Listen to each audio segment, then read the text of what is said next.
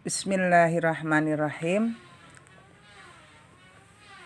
Assalamualaikum warahmatullahi wabarakatuh.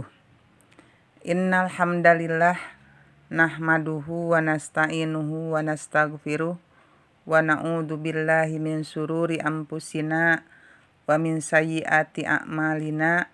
May yahdihillahu fala mudhillalah wa may yudhlilhu fala hadiyalah. Asyhadu an la ilaha illallah wahdahu la syarikalah wa asyhadu anna Muhammadan abduhu wa rasuluh la nabiyya ba'dah. Marilah kita panjatkan puji dan syukur kehadirat Allah Subhanahu wa taala. Salawat serta salamnya semoga tercurah kepada junjungan kita habibana wa nabiyana Kangjeng Nabi Muhammad sallallahu alaihi wasallam. Yang terhormat Bapak Kepala SMPN 3 Cibadak, yang terhormat Bapak Ibu Dewan Guru beserta staf TU SMPN 3 Cibadak, siswa-siswi SMPN 3 Cibadak yang Ibu cintai dan Ibu banggakan.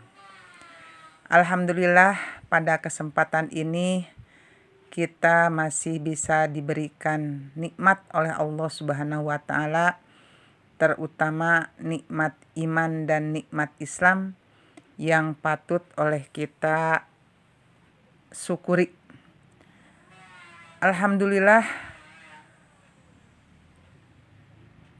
kita bisa untuk menyimak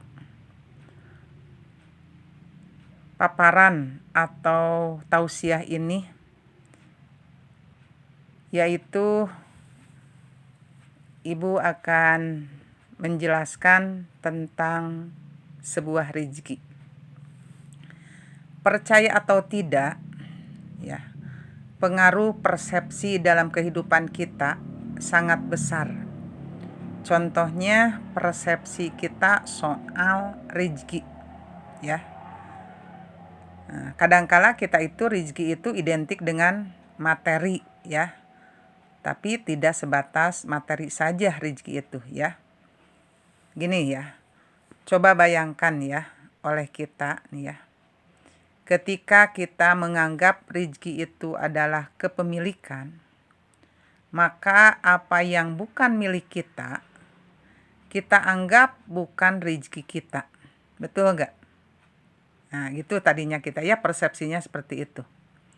Padahal boleh jadi kita bisa mendapatkan manfaatnya dari pemiliknya rezeki tersebut tanpa harus kita memilikinya. Kadang kita butuh mobil, ada yang meminjami kepada kita, ya. Kadang butuh tempat tinggal, ada yang minjami kepada kita, ya. Itu namanya rezeki, ya. Apa-apa ya yang meminjamkan kepada kita, ya. Padahal itu bukan punya kita kan. Nah, kita dikasih pinjam, ya. Nah, itu adalah merupakan rezeki, ya. Karena rezeki itu tidak identik dengan milik kita. Tetapi apa saja yang diberikan kepada kita dan bisa kita manfaatkan, maka rezeki itu luas cakupannya. Bisa fisik, ya, dan non fisik, ya. Bisa tampak rezeki itu dan bisa tidak, ya, tidak tampak. Kesalahan kita karena menganggap, ya, rezeki kita hanya yang tampak dan dalam kekuasaan kita. Akibatnya, ya, ketika yang tampak dan dalam genggaman kita berkurang atau habis, bahkan hilang, kita gelisah. Kita merasa khawatir, bahkan kita stres, ya. Betul kan? Nah, gitu ya.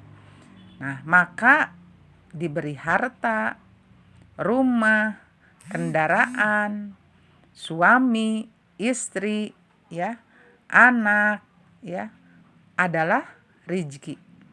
Tetapi tidak diberi semuanya itu juga rezeki. Karena tidak diberi harta, rumah, ya, kendaraan, suami, istri, dan anak itu juga pemberian. Itu artinya rizki. Karena itu, rizki kita tidak bisa kita hitung dengan hitungan angka. Kalau rizki kita matematikakan, ya, maka inilah yang menyebabkan kita gelisah, kita khawatir, kita stres, ya. Akhirnya mau menikah takut, mau punya anak takut, mau menyekolahkan anak takut, ya. Semuanya serba takut, khawatir kalau tidak cukup, ya. Bagaimana caranya supaya tidak stres? Persepsinya tadi harus diubah, ya. Rizki itu pemberian Allah, bisa fisik dan non fisik, bisa dihitung dan yang pasti, ya. Dan bisa dihitung dan tidak yang pasti, ya. Harus yakin, ya. Rizki itu adalah di tangan Allah, ya. Allah yang menjamin rizki itu, ya. Tidak terbatas dan selalu ada untuk kita, ya, selama kita masih hidup. Jadi Allah itu memberikan dan mencukupi kebutuhan-kebutuhan kita, ya. Bukan memberi keinginan-keinginan kita, ya. Nah, itu jadi Allah itu mencukupi kebutuhan-kebutuhan kita, ya. Betul kan? Kita juga makan, setiap hari kan kita makan, ya. Kemudian pakaian juga dicukupkan, ya. Alhamdulillah. Apa kekurangannya kita? Tidak, ya. Cuman kita kadangkala merasa kurang itu karena apa? Karena kita itu punya ingin gaya hidup, ya. Itulah yang menyebabkan kita kekurangan. Karena dia jamin, ya. Karena Allah jamin rizki, ya, setiap makhluk hidup, kita pun tak akan mati sebelum rizki kita sempurna. Ya, jadi kalau orang yang meninggal itu udah sempurna rezekinya, tidak dikasih rezeki lagi, ya gitu. Nah, makanya selama kita dikasih rezeki berarti kita alhamdulillah masih panjang umur kita, ya. Nah, itu, ya. Nah, kerja atau ikhtiar itu hanya mengusahakan kondisi hal, ya. Bukan sebab kadang dari satu rezeki datang, ya. Kadang tidak, ya.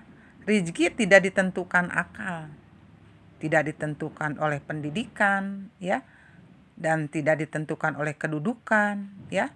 Kalau semua ditentukan itu, ya, burung dan hewan akan mati kelaparan, ya. Nah, itu, ya. Maka Allah lah yang maha mengurus kita semua dan mereka melebihi ibu kita pada anak-anaknya. Sayangnya itu Maha Rohman, Maha Rohim, ya. Jadi Allah itu Maha Pengasih, Maha Penyayang kepada semua makhluknya, ya. Maha Pengasih dengan tidak pilih kasih, ya. Nah, contoh misalkan, ya, Allah ya memberikan rezeki kepada kita, semuanya itu mau yang beriman, mau yang tidak beriman itu diberi rezekinya. Mau manusia, mau itu hewan, itu semuanya diberi rezekinya itu. Bahkan sekalipun itu yang ada di dalam tanah itu yang namanya binatang di dalam tanah itu, ya, semacam kuuk, ya, yang ada di dalam tanah ataupun semut, ya, itu diberi rezekinya oleh Allah, ya. Jamin itu Allah akan memberikan rezekinya itu, ya. Apalagi kita bisa berusaha, ya. Allah sudah memberikan akal, pikiran kepada kita, ya. Kita punya ilmunya untuk meraihnya, ya. Makanya kita tinggal menjemputnya rezeki itu, ya. Menjemputnya dengan cara bagaimana? Ya, menjemputnya dengan sesuai kemampuan kita. Misalkan mau lewat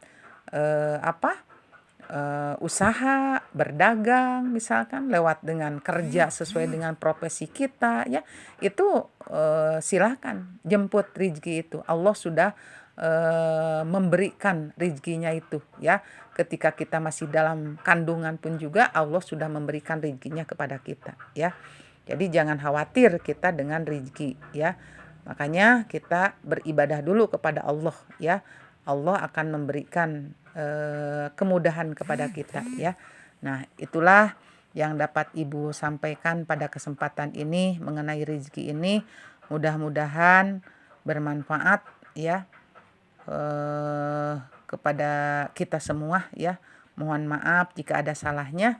Terima kasih atas perhatiannya. Wabillahi taufiq wal hidayah. Wassalamualaikum warahmatullahi wabarakatuh.